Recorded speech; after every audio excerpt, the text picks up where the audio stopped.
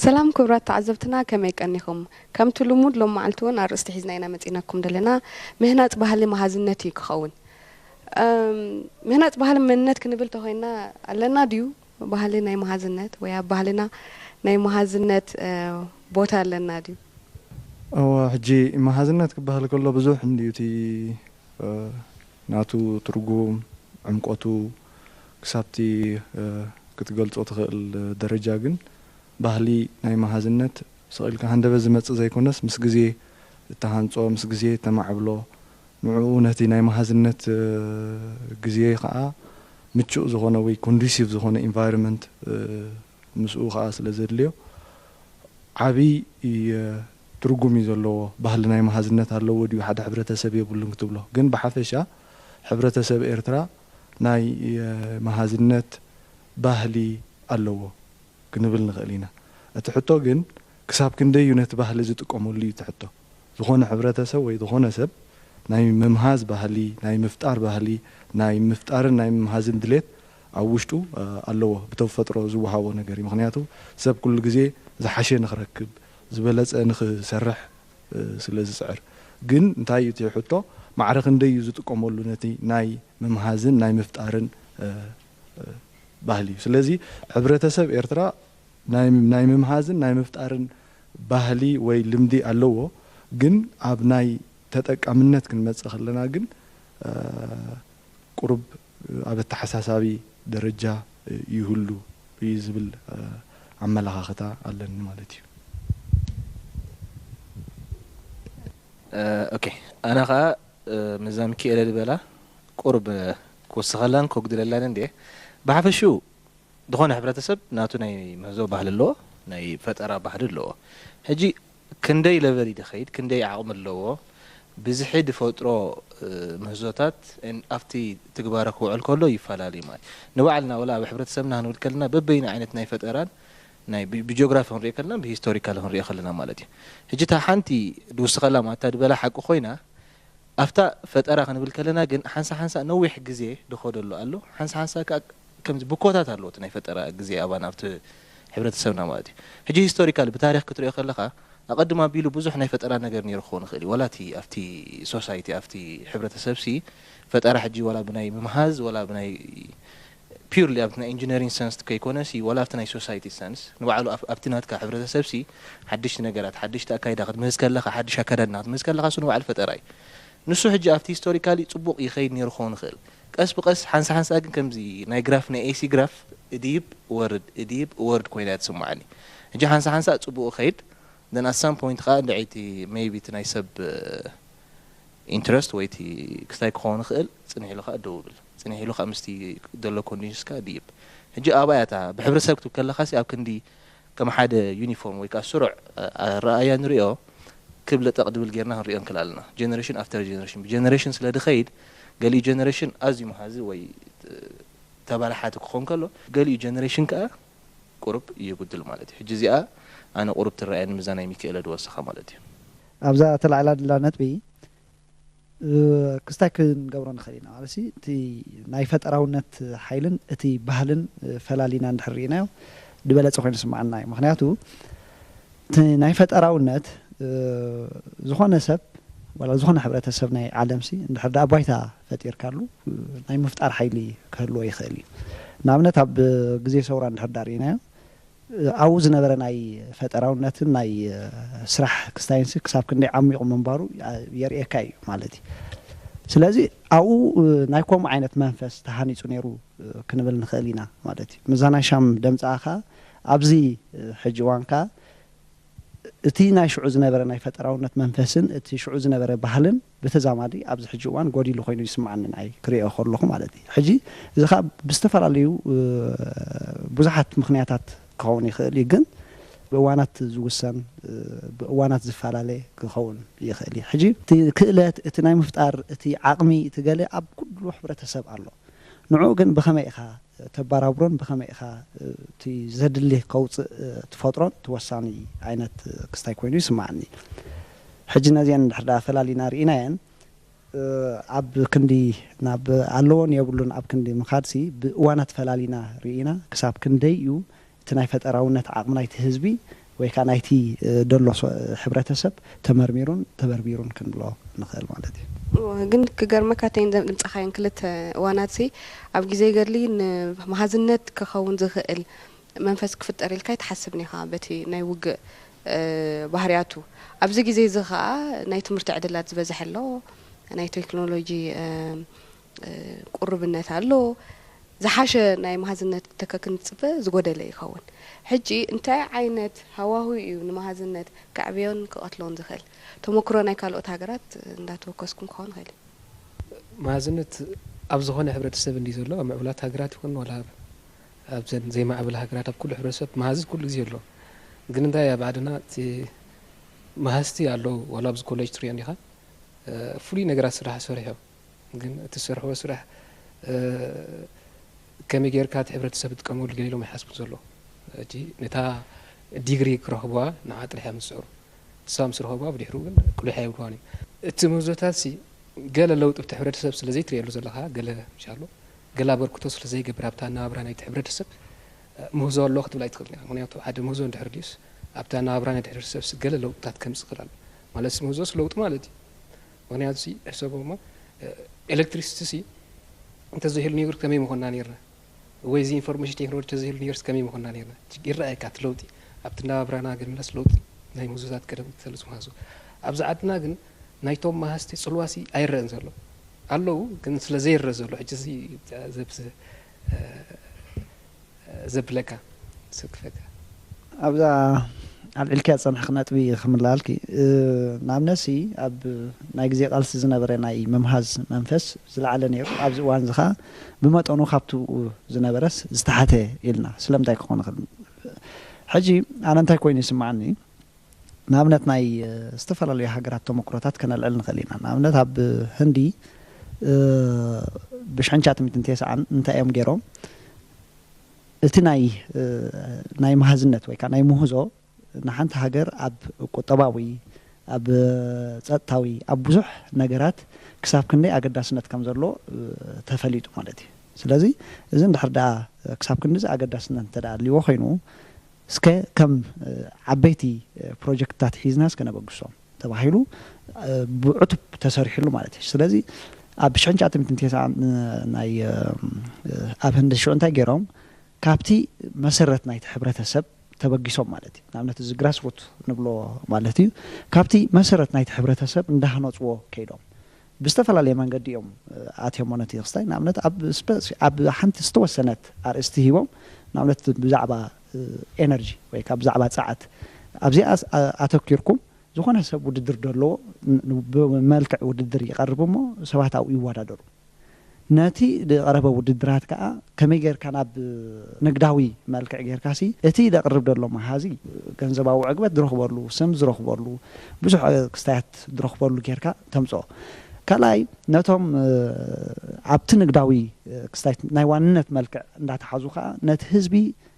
ከም ዝጠቅም እቲ ሰብ ከም ዝጥቀም ቀዳማይ እቲ መሃዛይ ከም ዝጥቀም ካልኣይ በቲ ስራሓት እቲ ህዝቢ ከም ዝጥቀም ሳልሳይ ከዓ ብዓብዩ እቲ ቁጠባዊ ዕብየት ናይቲ ሃገር ከም ዝረጋገፅ ገይሮም ሃኒፆሞ ስለዚ እዚ ባይታ ኢኻ ትፈጥረሎም ዘለካ ማለት እዩ ብሙሉእ እቲ ናትካ ፖሊሲታት እቲ ናትካ ኣካይዳ ብዓብዩ እቲ ባይታ ንድሕር ፈጢርካሉ እቲ መንፈስ ናይቲ ሕብረተሰብ ክበራበርካ ክስታይ ብዓብዩ ሕጂ ናይ በዓል ቻይና ናይ በዓል እስራኤል ዋላ እንድሕር ዳ ወሲድና ክሳብ ክንደዩ ኣብቲ ናይ መሃዝነት ዘለዎም ኣረኣያ ከም ባህሊ እዩ ሰሪፁ ኣብቲ ዓዲ ማለት እዩ ወላ ኣብ ገለገለ ኣብነታት ንሕሪና ወላ በቲ ናይ ስራሕ ዕድላት ዝፈጥሮ ዋላ ካልእ ከይከድካ ናብ ባህሊ ገለ ካብ ዝፀረየ ወላ በቲ ናይ ስራሕ ዝፈጥሮ ዕድላት እንድሕር ሪኢኻ ክሳብ ክንደይ ኣስተዋፅኦ ኣለዎ ስለ ዝተረድኡ ኣብቲ ሕብረተሰብ ብዘምፅኦ ለውጢ ስለ ዝግምግምዎ ከም ባህሊ ክምዕብል ባህርያዊ እዩ ማለት እዩ ስለዚ እቶም ናትካ ስትራቴጂ ወሳኒ ኮይኑ ስማዕና እዩ ምናልባት ኣነ ምዛ ልዕልግያ ዝፀናሐኪ ሓሳብ ስለምንታይ እዩ ኣብቲ ብረታዊ ቃልሲ ናይ መሃዝነት መንፈስ ፅቡቕ ነይሩ ሕጂ ከዓ ኣብዚ እዋን ናፅነት ኣብ እዋን ሰላም ስለምንታይ እዩ ከምኡ ኮይኑ ዝብል ኣነ እንታይ ድብል ሰላም ፅቡቕ ጎነታት ኣለዎ ሓደ ሓደ ግዜ ከዓ የዛንየካ እዩ እጂ ትዛነ ምክንያቱ ዝህውኸካ ድርብሸካ ነገር ስለ ደየለ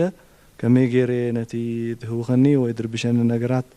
ብኸመይ ተጣቢበ ክሓልፎ ክሰግሮ ስለ ዘይትብል ትዛነ 27 ዓመታት ዳርጋ 28 ዓመታት ኮይኑ ኣሎ ናይ ናጽነት ዓመታት ብጀካቲ ኣብ ዝሓለፈ 20 ዓመት ዘጋጠመና ጸገማትን ሽግራትን ማለት እዩ ሕጂ እቲ ምዝናይ ተሰላም ዝፈጥሮ ምዝናይ ኣብቲ ምህዞ ወይ ኣብቲ ፈጠራውን ቀሊል ዘይኮነ ጽልዋ ነይሩዎ እዩ ክበሃል ይከኣል ማለት እዩ ግን ብሓፈሻ እንታይና ክንብል ዋላ ተመክሮ ካልኦት ሃገራት ክንብል እንድሕር ኮይና ዋላተን ንነዊሕ ዓመታት ጽቡቕ ደኸዳ ሃገራት ውን ከምዚ ናትና ተመሳሳሊ ብድሆታት ኣለውን ዋላተን ኣብ ምምዕባል ኣለዋ ዝበሃላ ሃገራት ውን ጸገም ኣለውን ሓደ ካብቲ ንኣሜሪካ ብቁጠባን ድሕሪት ዝጎታ ደሎ ንቻይና ድዕብያ ደሎ ኣብ ኣሜሪካ ናይ ፈጠራ ወይ ናይ ምሕያሸ ወይ ቲ ኢኖቬሽን ንብሎ ተማሃሮ ወይ ሓደሽቲ ምህዞታት ወይ ምሕያሸታት ክመጽእ ስለ ዘይከኣለ እዩ ኣሜሪካ ድሕሪት እንዳኸደ ዝኸይድ ደሎ እቲ ቻይና ንቅድሚት ድኸይድ ደሎ ከዓ ብኸሙ እዩ ስለዚ ኣብ መወዳእታ ዘላቐ ዝኾነ ቁጠባዊ ዕቤት ከመዝግብ እንድሕር ኮይኑ ሓደ ሃገር ወይ ሓደ ኣህጉር ንበሎ ዋላ ብኣፍሪቃ ክንሓስብ ንኽእል ዋላ ብዞባ እውን ክንሓስብ ንኽእል እዚ ናይ ምምሃዝን ናይ ምሕያሸ ወይ ናይ ኢንቨንሽንን ኢኖቬሽንን ብቕዓት ክዕቢ ክኽእል ኣለዎ እዚ ክሳብ ዘይዕበየ ግን እቲ ናቱ ዕቤት ወይ እቲ ናቱ ቁጠባዊ ገስጋስ ውሑስ ክኸውን ኣይክእልን እዩ ማለት እዩ ስለዚ እዚ ሰላም ዝፈጠሮ ምዝናይ ክኸውን ይኽእል እዩ ግን ዋላ እቲ ሰላም ዝፈጠሮ ምዝናይ እውን ኩሉ ግዜ ክትሓስበሉ ዘለካ ቀጻልነት ክህልዎ እንድሕር ኮይኑ ሰላምካ ቀጻልነት ክህልዎ እንድሕር ኮይኑ እቲ ናትካ ቁጠባዊ ዕቤት እውን ኣብቲ ምምሃዝን ምስናዕን ወይ ምምሕያሽ ናይ ምህዞን ክትዓይ ክትክእል ኣለካ ማለት እዩ ሓደ ካብቲ ተመክሮ ክንወስዶ ንኽእል እዚ ናይ ፊንላንድ ተመክሮ እዩ ፊንላንድ ኣብ ውሽጢ 10 ዓመት ዘመዝገበቶ ዓቢ ናይ ምሕያሸ ወይ ናይ ኢኖቬሽን ገዝጋስ ብኣብነት ዝጥቀስ እዩ ማለት እዩ ሓደ ወረቐት ኣዳልዮም ነይሮም ብዛዕባ ናይ ኣብ ማእከላይ ኤውሮጳን ናይ ምብራቕ ኤውሮጳን ዘለዋ ሃገራት ማለት እዩ ኣብኡ ፊንላንድ ከም ኣብነት እያ ትጥቀስ በዓል ቼክ በዓል ፖላንድ ዘለዎኦ ንዕአን ዘተኮረ እዩ ምክንያቱ ካብተን ካልኦት ናይ ሕብረት ኤውሮጳ ሃገራት ድሕር ወይ ምሕድግ ስለ ዝበላ እሳተን ኣብኦም ኣተኪሩ ዝተገበረ መጽናዕቲ እዚ ናይ ፊንላንድ ከም ሓደ ጽቡቕ ኣብነት ይርአ ማለት እዩ ሓደ ካብቲ ፊንላንድ ዝተኸተለቶ ድማ እንታይ እዩ ኣዌርነስ ምሕዳር ኣብቲ ህዝቢ ናይ ምፍጣር ናይ ምምሕያሽ ነገራት ምህዞ መወዳእታ ከም ዘይብሉ እሞ ብኡ ጌርካ ከዓ ዝሓሸ መጻኢ ዝሓሸ ሕብረተሰብ ክትሃንጽ እዩ ኣብ መወዳእታ ስለዚ ሓደ መቐወም ወይ ኢንግሪደንት ናይ ሰላም ንበሎ ናይ ዘላቐ ቁጠባዊ ዕቤት ንበሎ ናይ ምቹእ ናብራ ንበሎ እዚ ምህዞን እዚ ሰንዓን ዝብል ኣመለኻኽታ ኣለኒ ማለት እዩ ናብታ ስኻ ዘለዓልካይ ሕቶ ኢኻ ኣቶ ሓሲበ ጽንሐ እዚ ሕብረተሰብ ክሳብ ክንምንታይ እዩ ንምሃዝትን ሰናዕትን ደቆ ወይ ተማሃሩ ዝኣምን ብዙሕ ግዜ እዚ ናይ መጎጎ ከም ኣብነት የልዕለ ፍርቂ ናይቲ ዝሃልኽ ዘሎ መጎጎ ዘህልኻ ኣለዋ ክሳብ ሕጂ ብዙሓት ሓዳር ዝምስርቱ ደለዎ ግን ነቲ ናይ ቀደም መጎጎኦም ብብዝሒ ዝገዝእዎ ሕጂ ከም ኣብነት እያልልዮ እጂ ክሳብ ክንምንታይ እዩ ወይ ንምውሎም እዚ ኣገዳሲ እዩ ገለ ንብል ኣብ መግቢ እውን ተመፂና ብዙሕ ግዜ ሜልሜላታት ኣዶ ገለ ዝተፈላለየ ይስራሕ እዩ ብውሽጢ ግን ካብ ናይ ብውሽጢ ዝስራሕ ወይ ዝተማህዘ ናይ ደገ ናይ ምግዛእ ባህር ዘለና ኮይኑ ስማዕና ናተይ ሓሳብ እዩ እጂ ክሳብ ክንምንታይ ኢና ኣበየናይ ደረጃ ወይ ኣለና ንቃሕትና ንምህዞን ሰንዓን በዚ ዝበልካዮ ብእምነት እንደግፎ ደለና እዛ ዝበልካ ሕቶ ምስታ ናይ ቅድሚያውን ቁርብ ከተኣሳስረን ሕብረተሰብና ምህዞ ይፈቱ እዩ ምህዞ ግን ኣይተግብርኒ ብናተይ ኣረኣያ ኣትሊስት ማለት እዩ ሕጂ እንታይ ንምባለ ዋላ ብዚ ክንደይ ግዜ ፌስቲቫላት ተሳቲፍና ኣለና ምህዞታት ሰሪሕና ኣለና ነቲ ምህዞ ክቕበለካ ክእልዎ ብጣዕሚ ፅቡቕ ከም ሰሪሕኩም ባዕልኹም ከም ጌርኩም ገለ ብዙሕ ሕቶ ይንመፀካ شو عبيت مصطفى شجر اوكي مو تجبر دلو له ذا صراحه سي انتي تجبرنا حايشن مستتبل جن شو بيت كونسرفاتيف عقباوين نخون كم حزب مالتي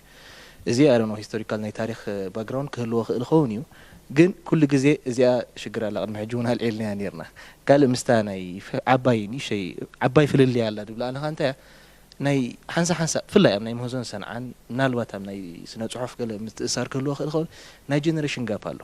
ፍልሊ ኣብ ጀነሬሽናት ማለት እዩ ሕጂ ኣነ ከም መንእሰይ ሓንቲ ነገር ምህዝ እቲ ናተይ ማርኬት እቲ ናተይ ሕብረተሰብ ክቕበለን ዝደሊ ዘሎ ሕብረተሰብካ ካብቲ ናተይ ዕድመ ውፅእ ድበለ ካልእ ዝረኣየ ኮይኑ ይጸንሕ ሕጂ እንታይ ትብል ሰንቲመንት መጽእ እሞ ንሕና ግን ኣብ ግዜና ከምዚ ነይሩ ንስኹም ከምዚ ሕጂ እንታይ ትፍልሊ ይረኣየካ ፍልሊ ናይ ጀነሬሽን ድሕር ኣለኻ ኣነ ወላ ተሰራሕኩ ነቲ ማርኬት ኩሉ ግዜ ናብቲ ህዝቢ ይኽውዕል ማለት እቲ ህዝቢ ከዓ እንድሕር ብዝነበሮ ሴንቲመንትስ ኖ እስኹም ኣብ 2000 ገለን ከምዚ ደለኹም ንሕና 90ታት ኣብ 80ታት ከምዚ ነርና ገለ ድብል ሕብረተሰብ እንድሕር ኮይኑ ቢት ጀነሬሽን ጋፕ መጽእ ኣሎ ማለት እዩ ካልእካ እቲ ናይ ሶሳይቲ እቲ ናይ ኢኮኖሚክ ጋፕ እውን ኣሎ መብዛሕትኡ ንሰርዖ ምህዞ ንኣብነት ካባና ተበጊስካ ንመን ሰርቭ ገብር ንመን እዩ ደገልግል ኢልካ ትሓስብ እቲ ተገልግሎ ትሓስብ ዘለኻ ሰብከ ብዙሕ ክደ እዩ ጅና እምነት ኣነ ኣብ ኣስመራ ቅመጥ ብናይ ህዝቢ ኤርትራ ተመጺና 80-20 ይድምቀልቲ ኣብ ከተማን ኣብ ገጠር ንቕመጥ መብዛሕትኡ ንሰርሖ ስራሓት ነቲ 20% ነቲ 10% ክኾን ከሎ ነቲ 80% 70% ግን ትርስዖ ኣለኻ ማለት እዩ ሕጂ ወላ እቲ ምህዞታት ሲ ካብኡ ተተበገሰ ግራስሩት ካብ ቆልዑ ካብ ንኣሽቱ ተምሃሮ ጥራሕ ደይኮነ ወላ በቲ ኢኮኖሚክ ስታተስ በቲ ናይ ማሕበራዊ ቁጠባዊ ትክስታይ ድበሃል ብኡ ትብገስ ኣለካ ኣብ ክንዲ ትኽኢልካ ናብ ሓደ ነጋዳይ ናብ ሓደ ምሁር ሰብ ትጅምሮ ትምህዞ ብሓደ ሓረስታይ ብሓደ ጓዛ ክትጅምር ትኽእል ኢኻ ደንሱ ምስ ትደልዎ ጸገም ኣዛኽብላ ጸንሐ ሚካኤል ኣዳም ምስኣ ትኸይድ ኩሉ ግዜ ምህዞ እንደለካ ሽግራት ኢኻ ክትፈትሕ ትደሊ ሕጂ ንሓደ ሽግሩ ብገንዘብ ክፈትሕ ድኽእል ሰብ ሶሉሽን ኣምፂኻሉ እሞ ብኻልእ ኣብ ካልእ ዓዲ ማስ ፕሮዲስ ኮይኑ እሞ ከዓ ብዝሓሰረ ዋጋ ንኽቕርብሉ እንዳኽኣሉ ካባኻ ክወስድ ነቲ ናትካ ምህዞ ክጥቀም ኣይትጽበየን ኢኻ ነቲ ኣክሰስ ደይብሉ ቁሩብ ናይ ሕፅረት ናይ ገንዘብ ደለዎ ሰብ ወይ ናይቲ ኣክሰስ ነቲ ኢንፎርሜሽን ነቲ ሓበሬታውን ክረኽቦ ደይክእል ሰብ ሕብረተሰብ እንድሕር ጌርካሉ ግን ነቲ ካልእ ኣይክረክብኒ ካባኻ ሶሉሽን ክቕበል እዩ ደንቲ ሶሉሽን ከዓ ካብኡ ተበጊሱ ከዓ ቀስ ብቐስ ለዓል ዳደየ ብኸይድ ማለት እዩ ሕጂ እታ ናይ ሶሳይቲ እቲ ሕብረተሰብና ነቲ ምህዞን ሰንዓን ከመይ ይርኦ ብናተይ ኣረኣያ እዚኣ ነቲ ምህዞን ሰንዓን ይድግፎ እዩ እቲ ደሎ ድካየድ ደሎ ንጥፈታት ኩሉ ግዜ ንሪኦና ፌስቲቫላት ኣብ ፌስቲቫል ኣብ ሳዋ ዝቐርብ ክስታይ ኩሉ ግዜ ጽቡቕ ርእይቶ ኢኻ ትሰምዕ ሽዑ ኣበይ ትመጽእ ተሽግር ኣፍታ ምትግባር ምስ መጸት ግን ሪላክታንት ትኾን ከምዛ ቅድሚ ሕጂ ድበለና ናይ መጎጎ ክንብል ጸኒሕና መጎጎ ሲ ኢንኤፊሽንት እያ ሓንቲ ዴድልያ ሃልኪያ ሒዛ ትኸይድ ኢንኤፊሽንት ኮይና ግን 20 ዓመት 30 ዓመት 40 ዓመት ብኤሌክትሪክ ጥራሕ ከይዳ ኣላ ቅድሚኻ ክንደይ ዓመታት ከዓ ብናይ ዕንጨይቲ ከዓ ክንደይ ዕንጨይቲ ኣባኺናት ኣለና ነዚያ መጎጎ እዚኣ ንባዕላ ስትራክቸራ ቅድሚ ሕጂ እውን ኢልና ነርና ኢና ከባብ ትኾን እስኪ ሓደ ሰብ እንድሕር ርቡዕ ኩርናዕ ኣምፂዋ ንሓንቲ ጣይታ ወላ ንሓንቲ እንጀራሲ ንምንታይ ርቡዕ ኩርናዕ ጌርካ ኢልና ኢና ሓቲትና this is እሳታ ትራዲሽና ከማያ ጸኒሓ ኣቦና ኣባሓጎና ነባሓጎና ኣባሓጎ ከማ ጥቀመላ ስለነበረ ከማይና ክንቅጽላ ድብል ሴንቲመንትስ መጸካ ሕጂ ፍሉይ ነገር ክትገብሮ ምስ ሓሰብካቲ እቲ ደሎ ካልእ ሎጂክ ከተምጻሉ ትኽእል ኢኻ ነው ከምዚ ንግበራ እሞ ከምዚ ተጌርናስ ከምዚ ሃልካ ከተጉድለና ከምዚ ገለቴልካ ነው እሞ ሓንቲ ትራዲሽን ኣላ ማለት እዩ ገለ ከዓ እቲ መጽሓፍቲ ባህሊ ብፍላይ ብባህሊ ዝተኣሰሩ እንድሕር ኮይኑ ቁሩብ ናይ ነባሓጎና ኣባሓጉኡ እንዳበልና ናይ ምኻድ ጠባይ ኣለና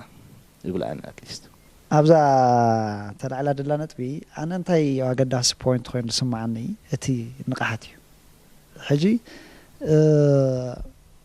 ኩለን ሃገራት ክጅምራ ከለዋሲ ኣብቲ ምህዞ ዘለወና ረኣያ ቶታሊ ጠቕላላሲ ምስቲ ዘለዎም ምዕባለ ዘይከይድ እዩ ነይሩ ግን ብዑቱብ ተሰሪሕሉ እቲ ሕብረተሰብ ብዛዕባ መሃዝነትን ፈጠራውነትን ደለዎ ኣተሓሳስባ ጠቕላላ ከም ድቕይር ይግበር ማለት እዩ እዚ ናይ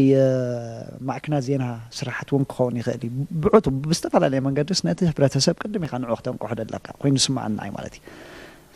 እንድሕር አንቂሕካዮ ብኩሉ መለክዒታት ንዓኻ ኣብ ጎንካ ኣሎ ንኣብነሲ እዛ ሻም ከምፃ ድፀንሐሲ ኣብ ምህዞ ምስ ቀረብካ ፅቡቅ ገለብለካ ኣብቲ ተግባራውነት ግን እንድሕር ደይከይዳ ኣሎ ኮይኑ ስለምንታይ እዩ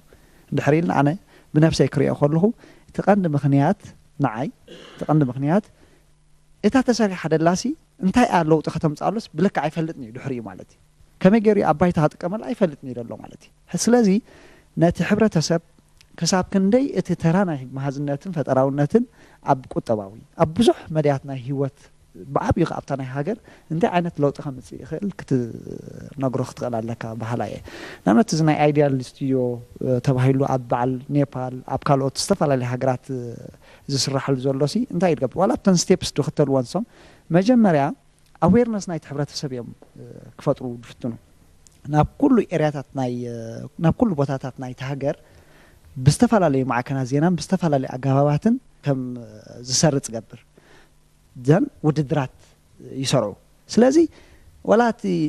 تسبسي ولا بتتحت الليفل دلو حبرتها سبس انت يأمن له مالتي بتا السو دبركتا زول حساب حبرتها سبو هاجرو كتغير مخانا يأمن له مالتي سلازي تا وسانيتنا انا لعل زخانتكم تا اويرنس كوينات سمعنا هراين باركس ابزا ناتاتكم حساب قرب كوسخ زي اب هاجرنا زلو زي مهزون سنعان نخ باراتا وي نخحيل كاندي مسارات كون زغل زبلانه كاب جراسروت كاب كيندر جاردن جميرنا لكا كم زناي فوتبول حجي كاب تحتو تسرت جميرو من لعل زما عبلو زلو كابهم جميرو كمعبل الله ومبر ابلع علي بزح لو تخنا مصاي نخلنينا كاب تحتوي كاب اليمنتار سكول اب جونيور سكولس كم زي ناي تكنولوجي وددر بماس ميديا استعجبه اما خرت زلوو ورك شوبات كدالو ولا مالو حجي نرينا ابزناي موزن سنعان كاب بزح بوتاتات حيزمو يمص بروجكت نيشتي نغير تلحم نمدبر كوزلو بزح هلك يوم زحلفو بزح وصايتات زغاطمو حجي كاب كم زخدو حنو تخوينم نتم قلعت ناشت ورك شوبات ناي بيزيك هاند تولس كوينو ولا ميشنرز زلوو كيلاتات زلوو نتناتاتهم صقمات بقليل كفتحالهم زخيل بايتان دحر فطيرنا لهم بزحات فطرت خوصخولي ابرسيو كم زحجي اب هاجرنا تاتاتي زلو اب زحلف مهزوتات حدا 30 زخنا بروجكتس جمجمنا ب سوا كابن كا تنزبلصا كاب 100 كاب زنبرا تنزبلصا 30 مريصنا وصينا لنا خابن حج نساتن نزعبه درجه نخدا بمنግስት ደረጃ አቢ አተኩሮ ተገይርለን بناشنال انوفيشن سنتر تغيرو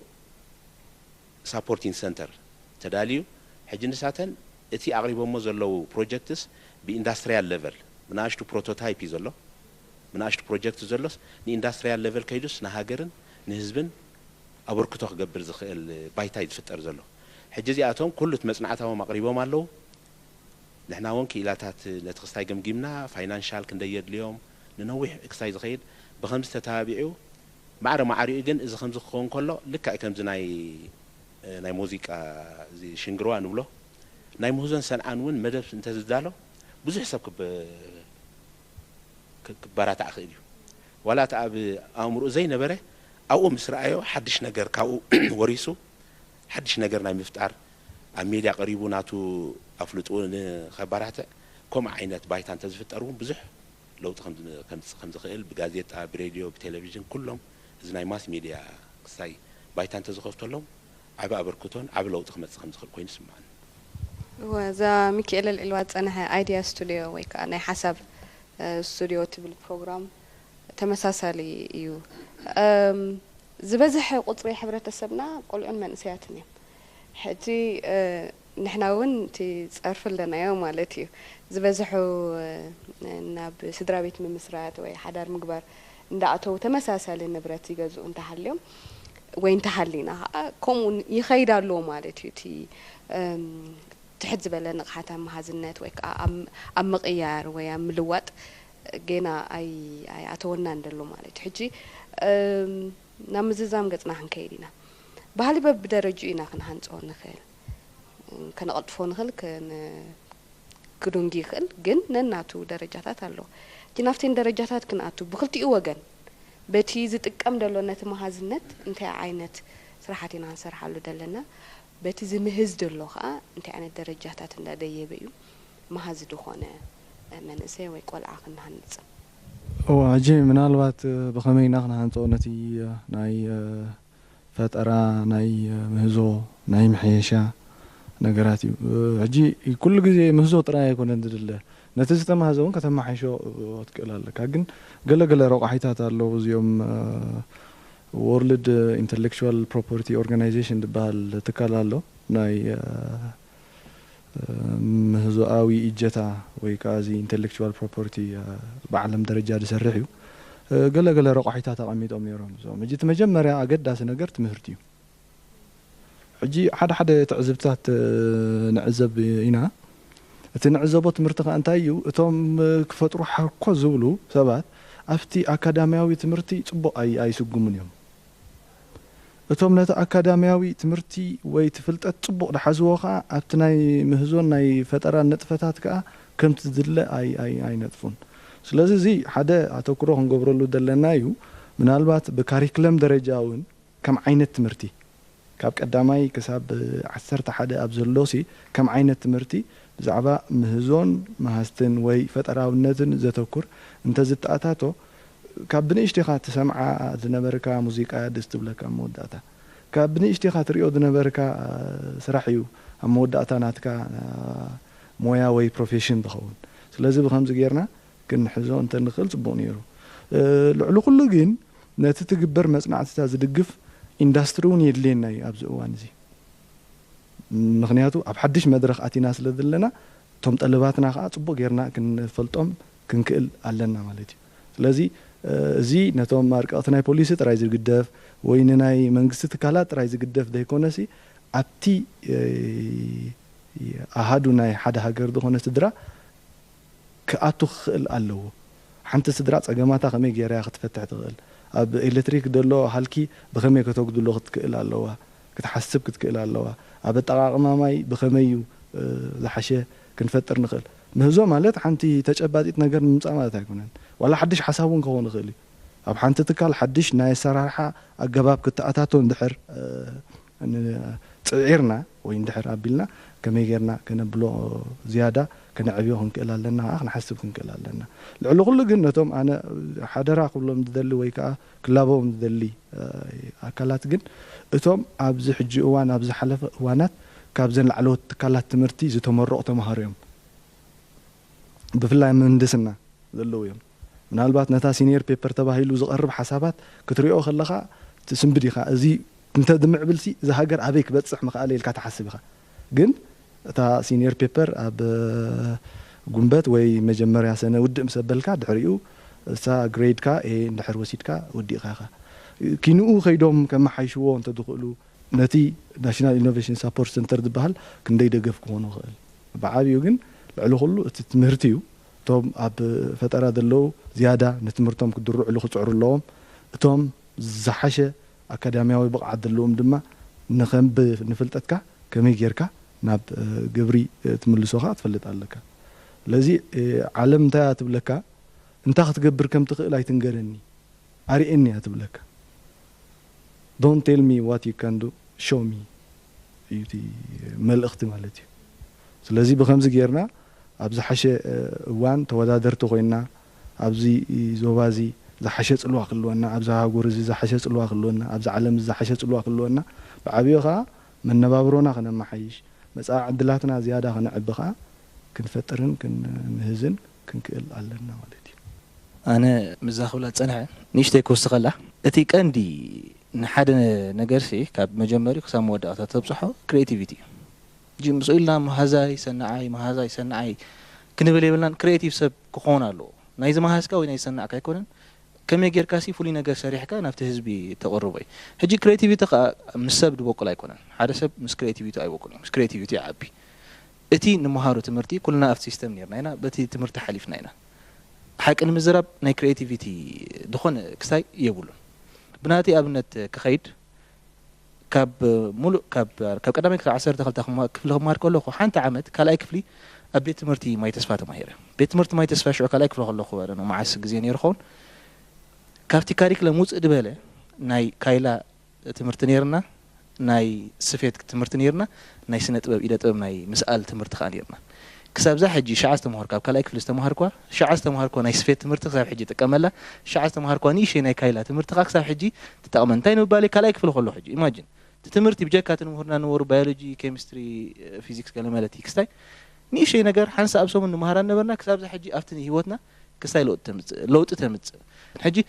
እቲ ሲስተም ከተባባዕ ንኽእል ኣለዎ ፍላይ ከዓ ትምህርቲ ግራስሩትስ ካብ ቀዳማይ ክፍሊ ካልኣይ ክፍሊ ሳልሳይ ክፍሊ ብጀካት ንምሃሩ ናይ ሳይንስ ናይ ጂኦግራፊ ናይ ሂስትሪ ንምሃር ካልእ ናይ ውድ ወርክ ናይ ሜታል ገለ ማለት ናይ ኮምፒውተር ንባዕሉሲ ካብኡ ክጅምር ክኽእል ኣለዎ ሕጂ ዓለማዊ በፅሐላ ኣነ ብናተይ ፊልድ ክኸድ ከለኹ ፕሮግራሚን በዓል ጃፓን በዓል ኮርያ ፕሮግራሚን ንቆሎ ካብ ቀዳማይ ክፍሊ ጀሚረን ርሑቕ ከይከና ኣብ ዝሓለፈ 2 ዓመት ከ በዓል ወላ ኢማራት ከማን ኢማራት ንባዕላ በዓል ዱበይሲ ካብ ቀዳማይ ክፍሊ ካልኣይ ክፍሊ ናይ ፕሮግራሚንግ ክላስ ኮዲንግ ክላስ ጀሚሮም ንምንታይ ዓለም ናበይ ትኸይድ ኣላ ስለ ትፈልጥሉ ዓለም ትኸይድ ኣላ ንሕና ኸ ነርክባ ንክእል ኣላ ክንርክባ ተኾይና ኸ ምስቲ ደሎ ግዜ ንከይድ ኣላ እቲ ንገብሮ ትምህርቲ ኸ ፕራክቲካል ሪዛልት ኦሪየንትድ ዝኾነ ክኾን ኣሎ ንወረቐት ዘይኮነ ናይ ብሓቂ ሪዛልት ውፅኢት ድህብ ዓይነት ትምህርቲ ክኾን ኣለዎ ባህሊ ኣትሊስት ፍርቂ ቴዎሬቲካልን ፕራክቲካል እንዳማልእተ ኸደ ኸ ነቲ ሳይንቲስት ክኸውን ድኽእል ነቲ ናይ ፔፐር ናይ ኣካደሚሽያን ክኸውን ድኽእል ናይ ኣካደሚክ ትገድፈሉ ነቲ ፕራክቲካል ወፂኡ ኸ ገለ ለውጢ ክገብር ድኽእል ላፍቲ ሕብረተሰብካ ቦታ ትኸፍተሉ ኣብዚ ግዜ እዚ ግን ነቲ ናይ ኣካደሚክ ጥራሕ ኢና ሙሉእ ዳርጋ 100% ፀቕጥ ጌርና ዘለና ማለት ትምህርትና መዞ ተዘሂሉ ነይሩ ሲ ህይወትና ዘልቻዊት መሆነት ነይራ ንሪኦ ኣለና ውፅኢት ናይ መዞ ኣብ ህይወትና ክስተምታይ ኣስተዋፅኦ ገብር ንኣብነት እዛ መደብ ሲ ብቴሌቭዥን ትመሓላልፍ ኣላ እዚ ኸ ውፅኢት ናይ መዞ እዩ መዞ ስጋብ ከምዚ ዓይነት ኣስተዋፅኦ እንድሕር ድልዮ ፍሉይ ኣበርክቶ ተልዮ ኣብ ናብራና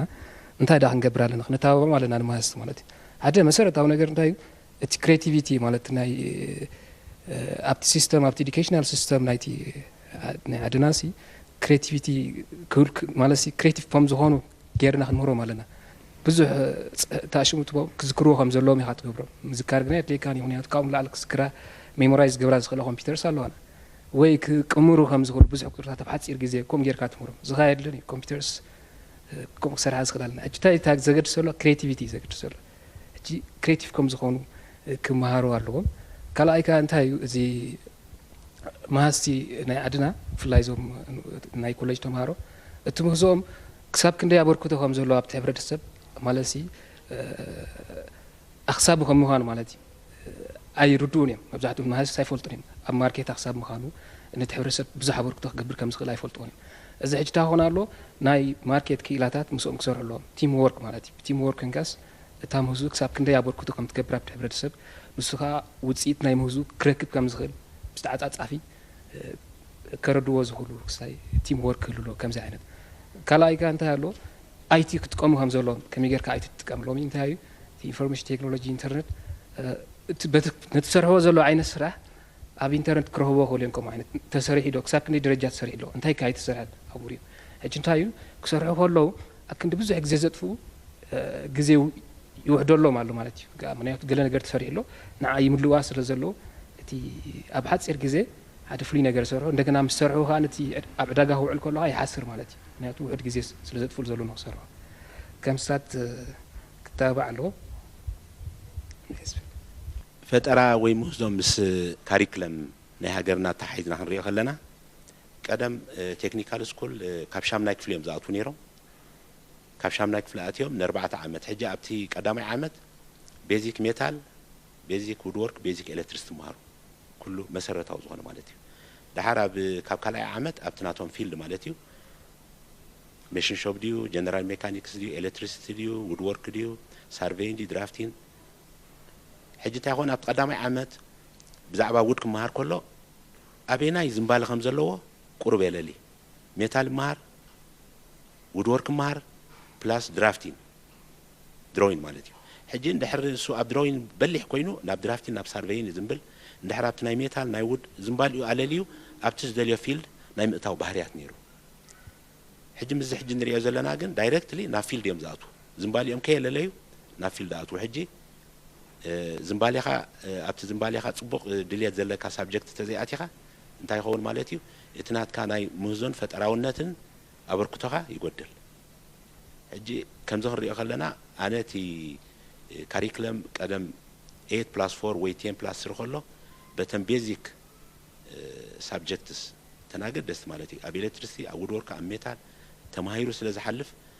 ድሓር ዋላ ኣብ ዝኾነ ስራሕ እውን ግድን ኣብ ተኸስታይ ተዘይኮነት እቲ ቤዚክ ናይ ገዙ ኢንስታሌሽን ገብር ቤዚክ ኤሌክትሪሲቲ ዕሪ ናይ ዕንጨይቲ ስራሕቲ ኮይኑ በዓል ይሰርሖ ናይ ሜታል ስራሕቲ ኮይኑ በዓል ይሰርሖ ካልእ ሓጋዝስ ኣየድልዮን እዩ ማለት እዩ ኣብቲ ክብድ ዝበለ ስራሕ ከዓ ምስኡ ማዕረ ማዕረ ኣማኽርትን ክኢላታትን እንዳፀውዐ ከይድ ነይሩ ሕጂ ኣብቲ ካሪክለም ናብ 2 ዓመት ክወርድ ከሎ ብጣዕሚ ይፀብብ ኣሎ ኮይኑ ይስማዓኒ ማለት እዩ ምስቲ ናና ካሪክለም ምስኡ ማዕረ ማዕረ ዝኸይድ እዚ ኣብ ቀደም ተምሃሮ ከለና ዝከረኒ ቴክኖሎጂ ዝበሃል ነይሩ ሕጂ ኣብ ኩሉ ትምህርቲ ቤታት ውድድር ግበር ዋላ ብስልኪ ዋላ ብባኮ ዋላ ብገለ መኻይን ሰሪሖም መፁቶም ቆልዑት እዚ ሕጂ እንታይ ነቲ ፈጠራውነት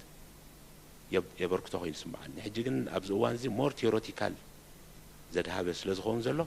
نحر مور تيوريتيكال كين كخاني اتناي موزون سن عن أبركتها سلز قدل مور براكتيكال زخونة كاريكلم تزتأتاتو نتفتر أو نت أبركتها قبر خيل كم إليه حس مالي إتانت بيسي كما قرنا ناي بحلي مهازنت نفتر ندي عبايته مالسي نوح وان زحتت بزح سعر زحتت كوينو يسمعني كري أخو الله حجي نبي أخمل لسنا بتاع نقعت مسافة رحيزات ندير لا نجزيه انت يوتي مجمريا كم تدبلنا يو ببزح من قدرت يخاتي نقعت ختصرت أدخل نعملت زي بعد شام دانيال قلت وصلنا أبتناي كاريكلم الله سرحان تزاريبهم لسلا زخونه أو نقدفه قالت ناي ماس ميديا نجارات الله حجي اتنقحات نابت حبرتسب مسأت خايو كلهم نجارات كم تدلايكا كتقبرهم تغلي خان عمنسي أب قال دوكمنتار ندار أخوله سي تدمت له وانات سي واناي تكنولوجي يخون تاريخ نحرينا بستفر على وانات نقل أصلا خينا وان إندستري وان قال نابلنا ولا ناب إمنت زسرت أنا جرك خون مخانس كستاينري دمت له وان جن ناي وان تكنولوجي ناي وان مهازنتني مالتي نازي بخمي جرك أخات تبهلي هانيس كات أنا خي خمسو كتبوده زلك أخوين سمعنا سلا تقدم يتي تعويرناس مالتي awareness مسفتركا دحار نت حزبي كاب مسرتو امصيخا ناب وصيتاونت تمصو مالتي ወይ ካ ከም ድስራሕ ትገብር دحار نتي مهازي سنعي بايتا فطيركا كم دفر تገብሮ نامنت حجب استفعل ملكع خنبن خدينا تا ايديال ستوديو تباهلنالو እዚ ቶታል حج نامنت ابز قرب وان دገብሮ دلو ቶታል سي ازيو ዝተባባዕ ነገሪ ክንደይ ሰብ ይሳተፋል ክንደይ ሙህዞ እዩ ናኡ ደኸይድ ደሎ ምክንያቱ ሓደ ناب تجبات نجار دواسد بايتا تفتيروا له مالتي ودرات تسرعوا لعلميتين قالن بروجكتات تواديرن ازيو وصيتاو دخانه مسرحات كاي خيدالو حج ازي كم تاعنت بيد ولا مايك ن بوليس ميكرز ن غلط رايدي كنا نغرفوس نو بزحات اكلاتنا حبرتسب يدوكل مالتي نامنسي ولقايان تكالاتوين سبصغاس اواديرن او اتين ناي نغداوي ملكعات حيزانسي ولا سنون كخسبا يخيلان سلاز بذكر كان اب